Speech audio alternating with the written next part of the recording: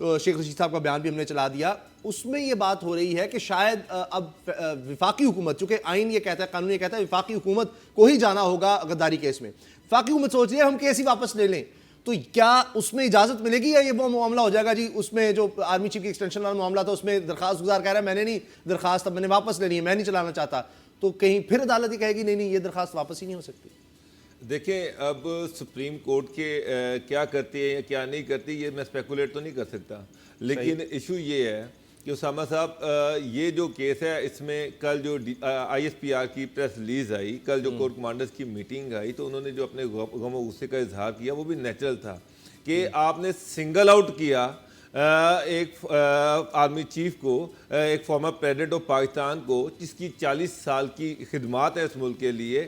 اور اس کے ساتھ جو ابیٹر تھے جو ان کے ایڈس جو ان کی مدد کرتے رہے ہیں، یا وہ کسی ایک کو بھی ٹرائل نہیں کیا گیا۔ پھر بات یہ ہے کہ ساری دنیا کا قانون ہے کہ ان ایبسینشیا سزا نہیں ہو سکتی،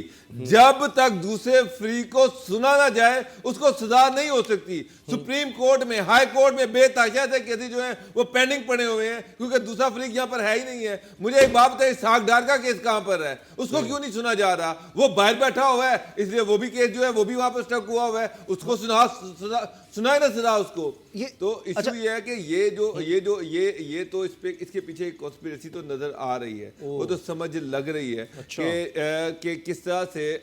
ایک ادارے کو ٹارگٹ کیا جا رہا ہے۔ آپ اس وجہ سے بھی کہہ رہے ہیں کہ یہ آرمی چیف کی ایکسٹینشن کا فیصلہ بھی اسی دن آ رہا ہے اور سابق آرمی چیف کے بارے میں فیصلہ بالکل اس کے ساتھ ہی، تو یہ سر اس کے ساتھ ساتھ وہ سارے لوگ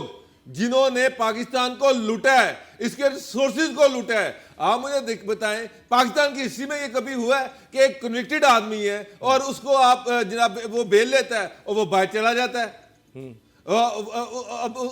شہباز شریف جو ہے اس کے گرنٹر ہیں وہ بھی باہر چلے گئے ہیں، کون کیسے آئیں گے واپس؟ لیکن یہ جو غداری کیس ہے اس میں تو بابر صاحب شارٹ کمنٹ، اس میں تو یہ کہا جا رہا ہے کہ اشتہاری کا کوئی حق ہی نہیں ہوتا، تو وہ جو اشتہاری ہیں ان کے خلاف کیوں نہیں پھر ان ایبسینشن یا کہ وہ یہاں نہیں ہیں، ان کی بھی ساری جائیدادیں اسحاق ڈار سب کی قرکی کریں اور ان کے سب کچھ ختم کریں، وہ تو لٹکے ہوئے ہیں کام۔ حسن حسین، اسحاق ڈار، سلمان شہباز، اس کے بعد شہباز شریف کے جو داماد ہیں علی عمران، ان کے خلاف کیوں نہیں فیصلے آ رہے؟ ان کے خلاف کورٹ کیوں نہیں پروسیڈ کر رہی؟ یہ بھی ان سے ایبسینشیا ہے۔ ان کو تو آپ نے ایبسکونڈر ڈکلیئر کر دی ہے، ان کو سزا دی جائے، جائیدادیں ضبط کی جائیں، وہ تو ان کو تو رعایتیں مل رہی ہیں، ان کے تو پیرنٹس ہیں وہ بھی باہر جا رہے ہیں۔ اچھا اسی پر بات کر لیتے ہیں تفصیل سے، لیکن بالکل ایک جملے میں بتائیں کھرل صاحب، فیاض الحسن چوہان کہہ رہے ہیں کہ جی 2007 کے فیصلے پر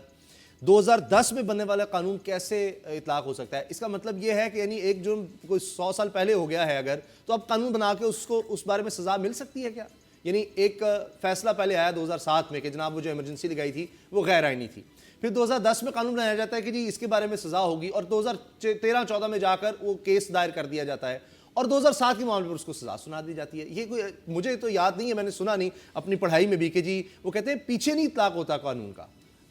دیکھیں دو قسم کے قانونی موجود نہیں ہے، تو آپ کیسے اس کو پتا ہے کہ یار میں نے یہ قانون کی خلاف ورزی کرنی ہے نہیں کرنی، یا کی ہے یا نہیں کی؟ تو جب مجھے پتا ہوگا ایک قانون موجود ہے اور میں نے اس کی خلاف ورزی نہیں کی پھر ہی مجھے سزا ہوگی۔ ایک قانونی موجود نہیں ہے تو اس پر پھر سزا کیسے انہوں نے دے دی کہ ایمرجنسی آپ نے؟ اس کا ون لائنر تو یہی ہے، وہ کہتے ہیں پنڈ وسیا نہیں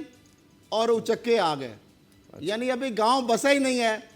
تو وہ جو آپ کو ایک مثال ہے نا پنجابی ضرب المثل، بات جس طرح آپ نے کی کہ ایک بندے کو جب ایک جرائم اور جرم اور سزا کے لیے قانون ہوگا تو اسے ڈرے گا، ڈیٹرنس ہوگی، اس کو پتا ہوگا۔ جب ایک کوگنیزنس والی چیز ہے ہی نہیں تو وہ بندہ اس اوفینس کو کرے گا، تو 4 سال بعد وہ قانون بن جائے تو آپ کہیں چونکہ آپ کو الہام آنا تھا، 4 سال بعد یہ قانون بننا تھا اور اس میں یہ سزا ہونی تھی، تو لہٰذا یہ کس طرح کا ایک انتہائی جو بابر صاحب بات کر رہے تھے نا، اس میں تو یہ کہا جا رہا ہے کہ جناب آپ دیکھیں کہ مریم نواز صاحبہ کا نام ہے ECL سے نکالنے کے لیے، اس کی بھی درخواست آ رہی ہے۔ آپ جو بابر صاحب گلہ کر رہے تھے اس پر تو یہ بات ہے کہ اب انہوں نے فیصلہ ابھی کرنا ہے۔ سبسکرائب کریں اور بیل دبائیں تاکہ کوئی خبر رہ نہ جائے۔